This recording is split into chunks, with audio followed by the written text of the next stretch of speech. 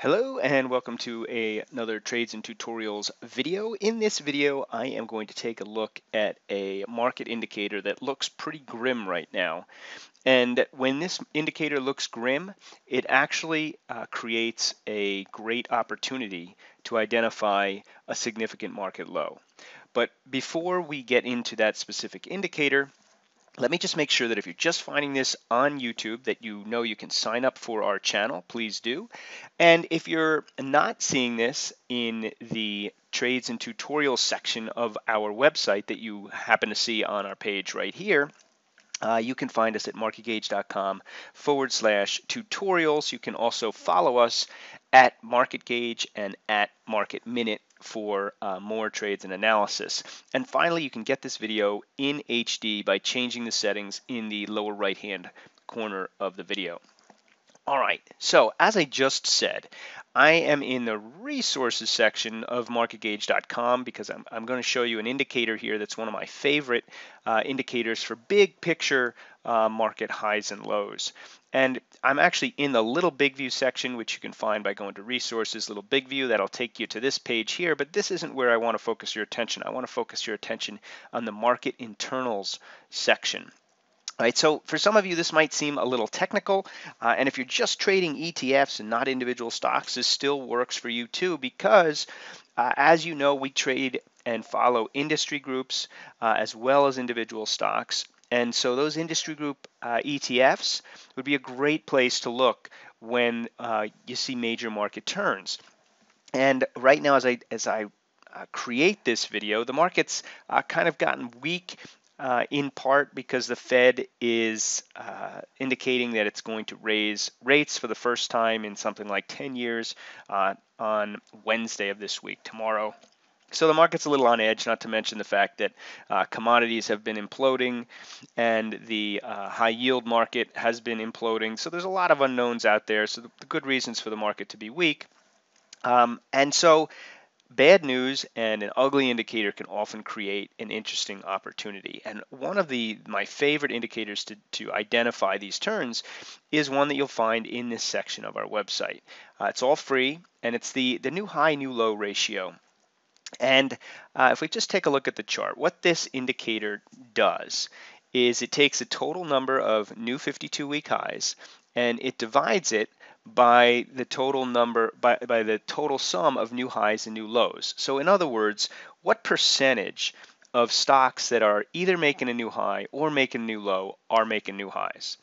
And it's really easy to read. And here's what the chart looks like. We look at it for both New York and NASDAQ.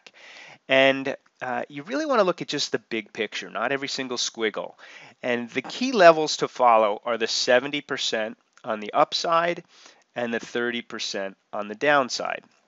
So if you have this indicator up over 70%, it means that you've got a lot more new highs than new lows. So that's bullish.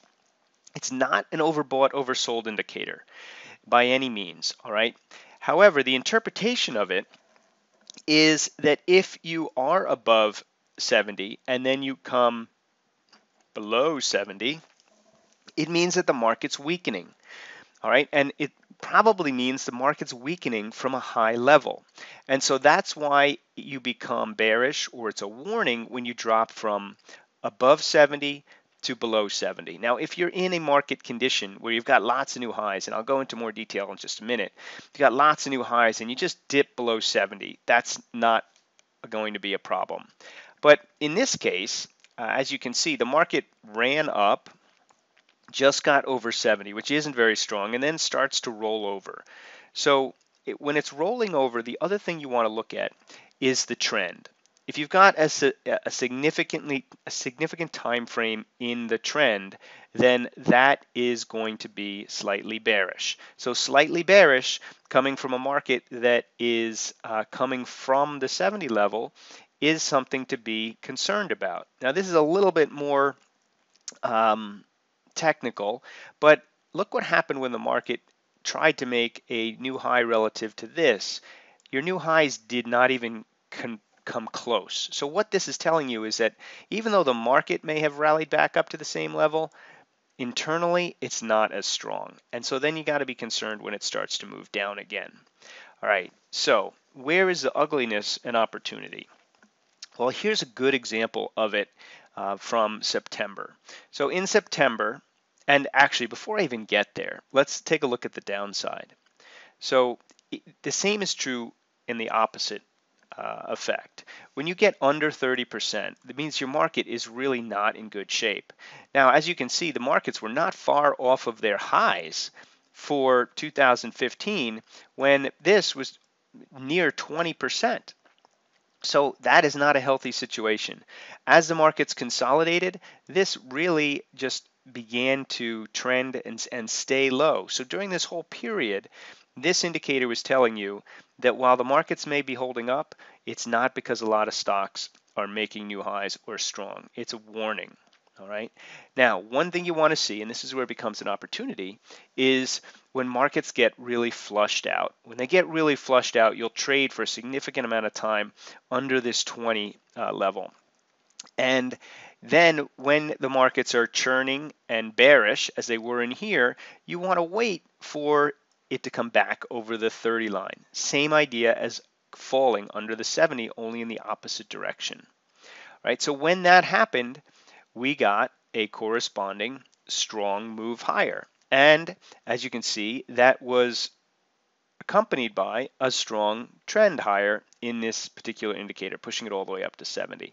So if you just keep the analysis that straightforward, what you're looking for is a significant trend to give you a bias, and you're looking for opportunities when the market gets oversold or really pounded. Again, oversold would imply you want to be a buyer down here. That's not the way I would read it. I would wait for the turn and look for momentum. Because it can stay down here for a long period of time in bear markets. It can stay up top for a long period of time in bull markets. That's why I would not look at it as if it gets too high, you're a seller. If it gets too low, you're a buyer. No. All right, you want to see it turn and have that change in momentum. But the opportunity here is that the market has now sold off. It's consolidated for a while. I would have expected the market to be more down in this area with all this little consolidation in here. So we're finally back down, getting back down there. So if the market, and the thing I want you to focus your attention on for the rest of December and into January as well, is that if this turns back up and comes back over the 30 line, that's an indication that the market's getting stronger. And then look at the trend. And like I said, you can get this indicator right at our site, so it's not like you have to buy anything to get it. So here's what it looks like for New York. Now I'm going to go to the chart index just so that I can jump to the NASDAQ more quickly. Now here's NASDAQ right here. Let's take a look at NASDAQ. And you can see that NASDAQ is going along the same lines, right? It's stronger. It hasn't got down to the 20, but it's down in the bearish area, all right? Under 20 is really bearish. You can see, however, that even in August when things fell apart, it just barely got under the 20, got a little worse in here. But coming back up through, that's what we're going to look for. So if the markets turn higher going into January, even right now for the rest of December, the good news is they have gotten pretty washed out, and a turn up could lead to a worthwhile move up. Now, I'm going to show you the newer version of this, which will be out shortly, and I'm showing it to you for two reasons. So here's the same thing except it's in a different chart, and the difference in the chart is that it is also showing the total absolute number of new highs and new lows. And this is another thing you want to watch for as you look at this indicator. You want to see, for example, if the indicator turns higher, let me change to black. If the indicator turns higher here, like it did here, you really want to see these total number of new highs get back up to, say, 100. 100 would be at least healthy. So it's not surprising that while the trend here was up and the market continued to move higher, it's not surprising that it rolled over because we never really got a significant number of new highs.